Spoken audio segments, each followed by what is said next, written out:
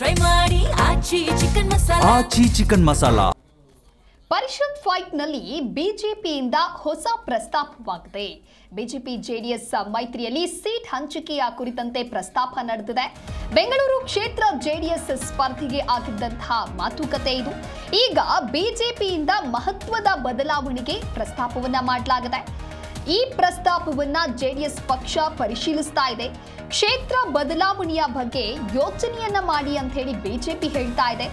4 ಕ್ಷೇತ್ರಗಳಿಗೆ ನವೆಂಬರ್ನಲ್ಲಿ ಎಲೆಕ್ಷನ್ ನಡೆಯಲಿದೆ.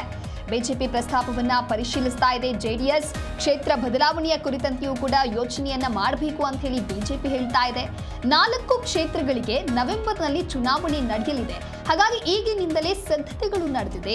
ಕಾಂಗ್ರೆಸ್ ಎಂಎಲ್ಸಿ ಪುಟ್ಟಣ್ಣ ಎದುರು ಬಿಜೆಪಿ ಅಭ್ಯರ್ಥಿ ಸೂಕ್ತ ಎನ್ನುವಂತಹ ಅಭಿಪ್ರಾಯವೂ ಹೊರಬಿದ್ದಿದೆ. ಬಿಜೆಪಿಯ ಮತಗಳು ವಿಭಜನೆಯಾಗುವಂತ ಸಾಧ್ಯತೆಗಳಿದೆ. ಹೀಗಾಗಿ ಜೆಡಿಎಸ್ ಅಭ್ಯರ್ಥಿ ಬೇಡ ಅಂತ ಹೇಳಿ ಬಿಜೆಪಿ ಹೇಳ್ತಾ ಇರುವಂತದ್ದು. ಆಗ್ನೇಯ ಪದವೀಧರ ಕ್ಷೇತ್ರಕ್ಕೆ ಸ್ಪರ್ಧಿಸಿ ಅಂತ ಹೇಳಿ ಜೆಡಿಎಸ್ಗೆ ಮನವಿಯನ್ನ ಮಾಡಿಕೊಳ್ಳಲಾಗಿದೆ. ಪ್ರಸ್ತುತ ಬಿಜೆಪಿಯ ಚಿದಾನಂದ ಗೌಡ ಎಂಎಲ್ಸಿ ಇದ್ದಾರೆ. ಅವರು ಸ್ಪರ್ಧೆಯನ್ನ ಮಾಡೋದಿಲ್ಲ ಅಂತ ಹೇಳಿದ್ದಾರೆ. ಹೀಗಾಗಿ ಆ ಕ್ಷೇತ್ರದಲ್ಲಿ ಜೆಡಿಎಸ್ ಸ್ಪರ್ಧೆಗೆ ಸೂಚನೆಯನ್ನ ನೀಡಲಾಗಿದೆ. ಜೆಡಿಎಸ್ ವೋಟ್ ಕೂಡ ಇದೆ ಅನ್ನುವಂತ ಕಾರಣಕ್ಕಾಗಿ ಈ ರೀತಿಯಾಗಿ ಮನವಿಯನ್ನ ಮಾಡಿಕೊಂಡಿದ್ದಾರೆ. ಇನ್ನು ಜೆಡಿಎಸ್ನಿಂದ ಚೌಡರೆಡ್ಡಿ ಆಕಾಂಕ್ಷಿಯಾಗಿದ್ದಾರೆ. ಮಾಜಿ ಎಂಎಲ್ಸಿ ಇವರು ಚೌಡರೆಡ್ಡಿ. ಸದ್ಯದಲ್ಲೇ ಈ ಬಗ್ಗೆ ತೀರ್ಮಾನವನ್ನ ಜೆಡಿಎಸ್ ತೆಗೆದುಕೊಳ್ಳಲಿದೆ. ಬಿಜೆಪಿಯಿಂದ ಪುಟ್ಟಣ್ಣ ಎದುರು ಉದ್ಯಮಿಯೊಬ್ಬರು ಕಣಕ್ಕೆ ಇಳಿಯಲಿದ್ದಾರೆ.